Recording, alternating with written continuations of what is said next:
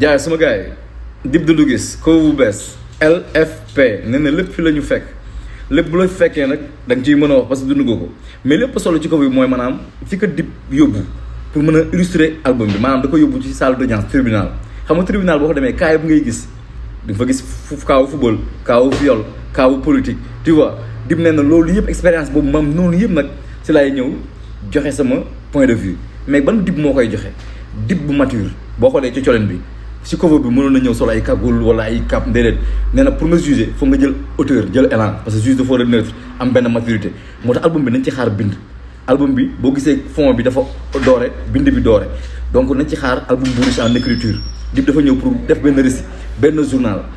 juger kan lay juger sport bi politique bi parce que tribunal lépp a fay am donc sama gars yi LFP tu vois lépp fii la ñu fekk 2 décembre ku ko tardé mooy dégg nga et shout out